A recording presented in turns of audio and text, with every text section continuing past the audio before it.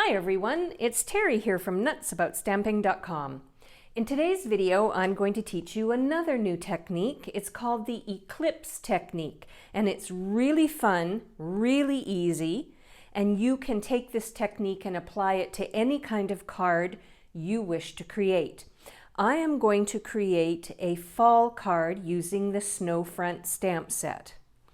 My card base is going to be pumpkin pie. I've cut it 8.5 by 5.5 and I've scored it on the 4 1/4 mark, and my layout is going to be a landscape. And then to that I'm going to add a layer of Cajun Craze. That's a color I haven't used for a long time, but it's a great color to use for the fall. So fall is on its way, at least where I live. The weather's gotten cooler, the leaves are starting to fall, so it makes me think of fall colors and fall cards. Now, I've got my card base ready, and what I'm going to do is just set that aside for a second, and I'm going to bring in a piece of very vanilla cardstock. And from the Snowfront stamp set, I've mounted the tree, the larger tree, onto a clear block. I'm going to use my soft suede ink, and I'm going to stamp this tree a few times across the front of my card. So it's okay that if it overlaps with the branches, and you'll see in a minute how this is all going to work. So I'm going to set that aside, and now I'm going to bring in 3 other colors. I have Cajun Craze, I have Crushed Curry, and I have Pumpkin Pie.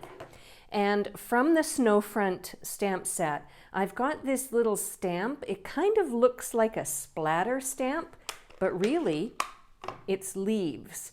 So what I'm going to do is randomly stamp these leaves onto my trees using the 3 different colors.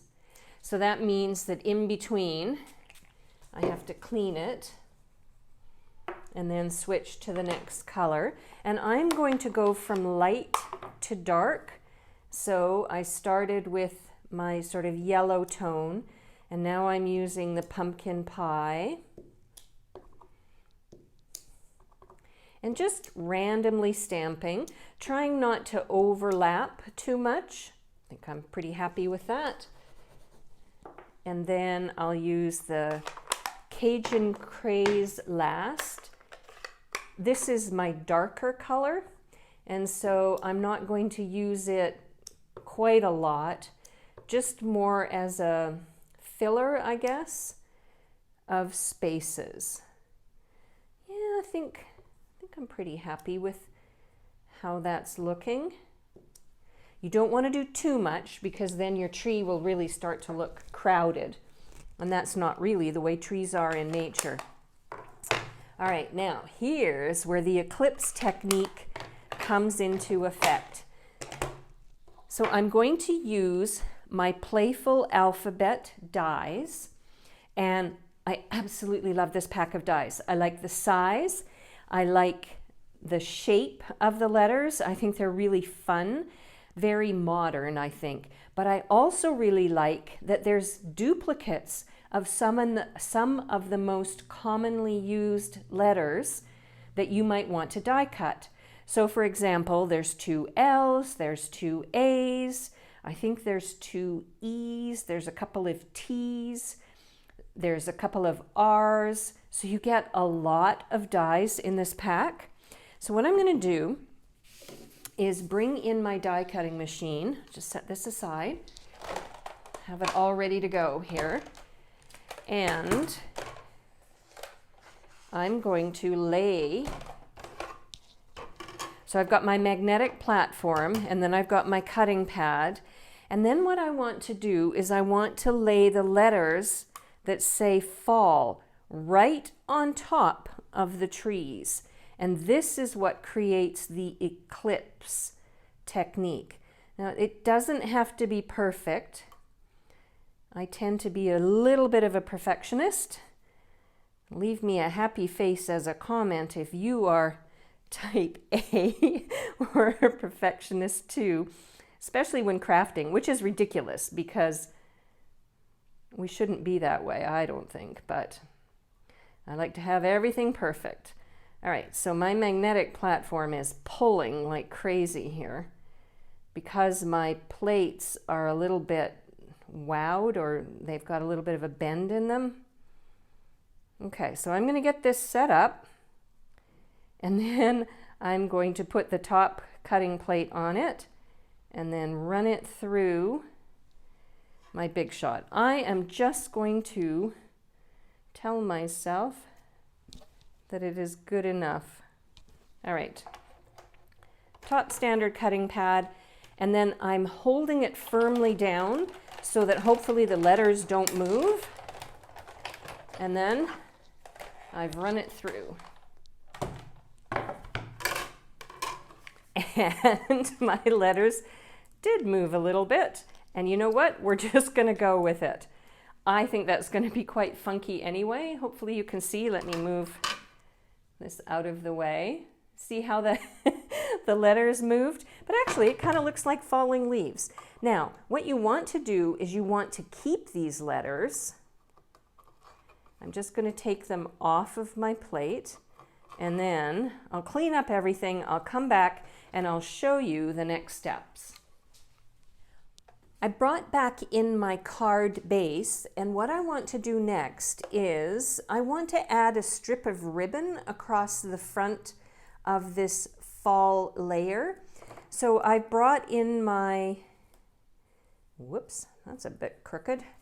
I brought in my tear and tape adhesive, and I'm going to put 2 strips of adhesive on the back.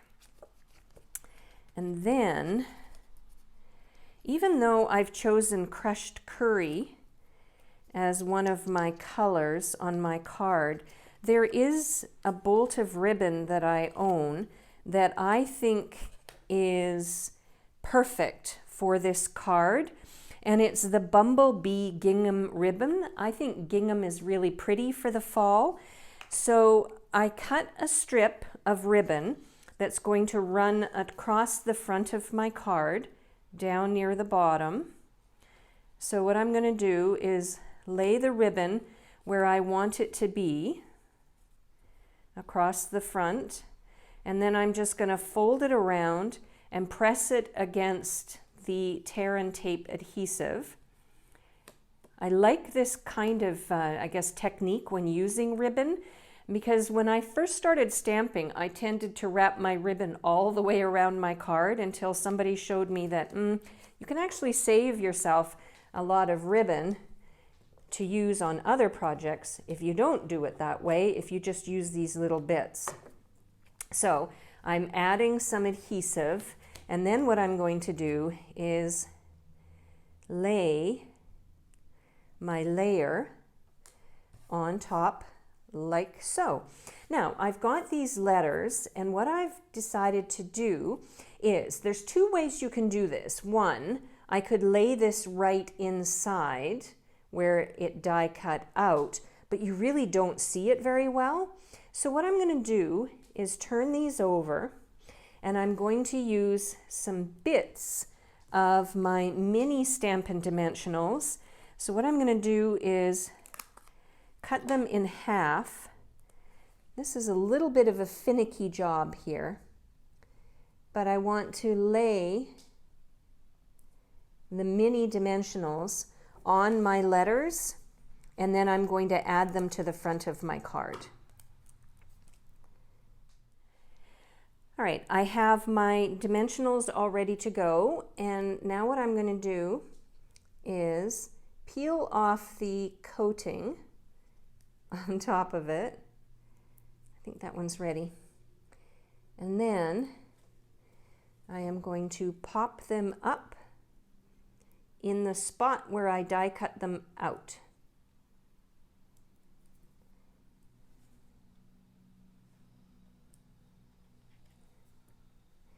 And I think this will make a really eye-catching card idea, whoever receives this will think, oh, that's really cool. How did she do that? And that will be our secret. So think of all sorts of different kinds of themes that you think would be fun to create. If you find that the colors are too distracting, okay, let me turn it so that you can see how they're popped up. You could just use very vanilla and die cut them out and put them in place of the colored letters, but I think it's really cool the way it is. This card is going to be sent to my son, and I know that at first he won't notice what I've done, but when he does, he'll think, wow, Mom, that's really cool. Now I have one last step. I have my mini glue dots, and what I did was I created a bow from the same gingham ribbon, and what I want to do is add a mini glue dot to the knot on my bow. I push it on the knot, or I push it on the dot and then pull it off, and then I can add my bow to the front of my card to complete this project. Isn't that fun? I think this is a really fun technique, the eclipse technique. So as I was saying, think of all the different occasions that you could do this technique for. And also, don't just think about letters, think about numbers as well. In the Playful Alphabet dies, there are numbers as well as letters. There's also all sorts of symbols like the hashtag and an exclamation point. So there's lots of uses for those dies, and this is just one of them. If you would like a complete listing of the supplies that I used and the measurements for all of the layers, head on over to my blog, www.nutsaboutstamping.com. And if you are going to give this technique a try, I would love for you to leave a comment below this video and let me know what kind of occasion you would create a card for and what letters or numbers you would pop up. I would love to hear from you because that's how I get my ideas too. And while you're over on my blog, consider subscribing to my free newsletters. I send 2 newsletters a week with project ideas you won't see anywhere else. And I also give you advance notice of promotions that Stampin' Up! Is offering. I'm Terry. I am Nuts About Stamping. I hope you'll try the fun eclipse technique today too. Bye for now.